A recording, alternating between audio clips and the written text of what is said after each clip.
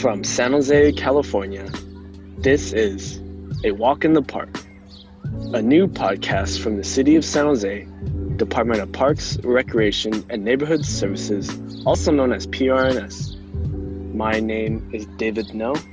And my name is Valerie Brunt. Since episode 1, we've sat down with PRNS staff to learn about their firsthand experiences, providing services and resources during COVID-19. Join us as we go behind the scenes of one of the most unique parks and rec service models around. So without further ado, this is A Walk in the Park.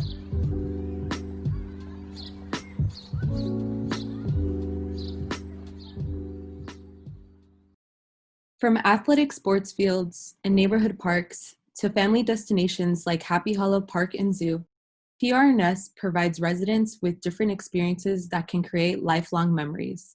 Whether you're enjoying a morning hike at Alum Rock Park or volunteering on the weekends at the Rose Garden, there's something for everyone in San Jose.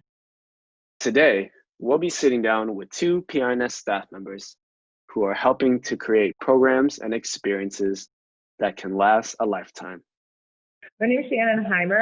I'm a division manager in our Parks Division for PRNS. I oversee a unit in the Parks Division that we call Destinations, Events, and Sports, Happy Hollow Park and Zoo, Emma Prush Farm Park, and our outdoor education programming. All those teams are now together, and we've been doing a lot of work getting reorganized and getting set up to best serve our community under these new units, and we're very excited about it. Me growing up in San Jose, Happy Hollow Park and Zoo was really a staple of my upbringing as well. It's really evolved over the years. And what are some goals that DES aims to reach? So always excellence in animal care and safe facilities to visit, a connection to nature in our own backyard, and connecting them to what's in our backyard, what's outdoor, and the appreciation for the outdoors through our facilities. Also accessibility. How do we provide opportunities for a community of all backgrounds, all cultures, all socioeconomic conditions to be able to access these wonderful destinations and programs? We have taken a concept that every experience matters. We apply that to our guests and our visitors of all our facilities and attractions. So every experience matters, and we apply that to what we do in DES. Awesome. Thank you for, sharing some of your goals. And also, just as you mentioned, one of the goals is to make sure that the community has access to nature. How important, in your opinion, is it to provide San Jose residents access to nature, as you mentioned? It is essential. It is essential, whether it's in one of our destinations or in one of our wonderful over 200 parks.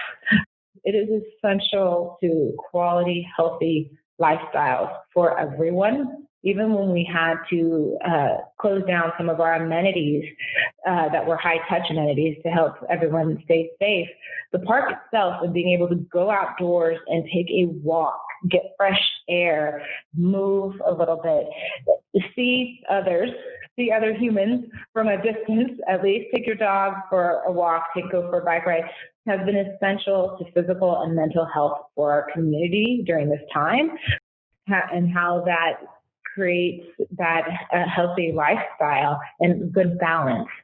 Shannon, you shared that, DES really gives the public and the community a sense of identity, but you also mentioned that Happy Hollow impacted your life at a young age. How did having access to destinations, inspire you at a young age? That's a great question to ask. How did having access to destinations as a child in my childhood impacted the work I do? And I think I've always known that my access to nature at a young age in various ways informed where I was going to go. So it informs it in a way of creating those shared experiences, but those lifelong values.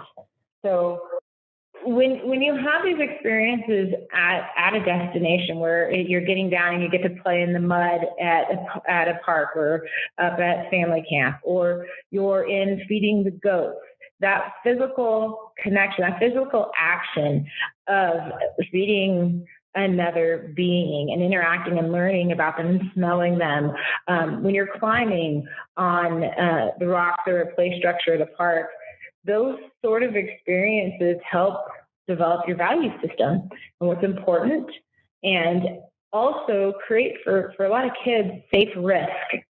Thank you for sharing that experience. I believe that a lot of us can relate to, some of our fondest memories being at parks and such, or taking your first jump off the swing with your family. Mm-hmm. Our next guest is from PRNS's Recreation and Neighborhood Services Division.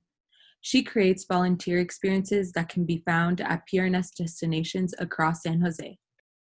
I'm Mollie Tobias, and I'm the program manager for the Volunteer Management Unit, which is part of the Parks Division within Parks, Recreation, and Neighborhood Services.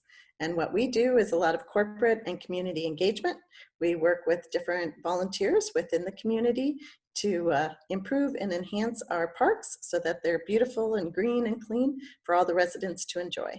It's been a very fun ride working with PRNS because we got to begin this program from scratch, and that was very exciting. And really it goes back to the Friends of the San Jose Municipal Rose Garden. They said that, they were going to go out and they were going to help us make the Rose Garden, the wonderful award-winning Rose Garden. And so together they, made a big difference. And so from that point on, the council thought that if those volunteers, those residents could do that at the Rose Garden, then we could have a program throughout the city of San Jose. Yes, that's definitely great to hear more of the background of, how everything really got started and jumped off within our own volunteer programs and events and such. So how would you describe the volunteer management unit of PRNS? So we have two major divisions. So first of all is our Adopt a Park program, and that's where volunteers have a long-term opportunity to volunteer within the Parks division. So we ask for a year's commitment, and for an individual it's 8 hours a month, and for a group it's 16 hours a month. So basically what they do is they go out and help us keep the parks green and clean by picking up trash, doing a little weeding, maybe cleaning picnic tables, trying to get rid of some of those cobwebs that just kind of grow because we're outside, and then also being our eyes and ears at the park. A lot of people enjoyed it because we bring out, again, our tool trailer. We have all the supplies. We have, staff there to guide the volunteers. And, again, people like to be outside and, do work out in nature. Wow, that's awesome to hear that, our community was inspired and even, continued going to help out and volunteer. And as you mentioned, discover new PRNS places throughout our city. How does volunteering and giving back empower residents with a sense of community and identity in San Jose? So many times, people don't know their next door neighbors, or they've never really gotten to work with the person across the street. And so when people come out, they have a goal, and it's a really easy way to get to know people.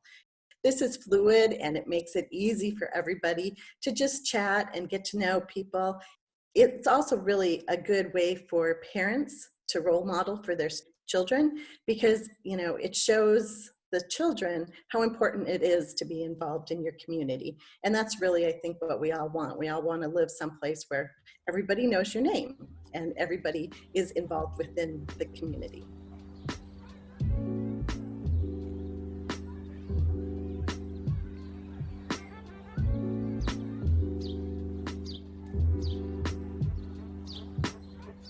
A Walk in the Park is a production of the City of San Jose, Parks, Recreation, and Neighborhood Services. New episodes are released bi-weekly on Spotify and YouTube. This podcast is part of We Are Essential, a PRNS initiative to raise awareness about the behind-the-scenes experiences of staff members working hard to support residents in their time of need. To find out how you can access city services and stay up to date on PRNS evacuation and cooling centers, make sure to follow us on Facebook and Twitter at SJ Parks and Rec.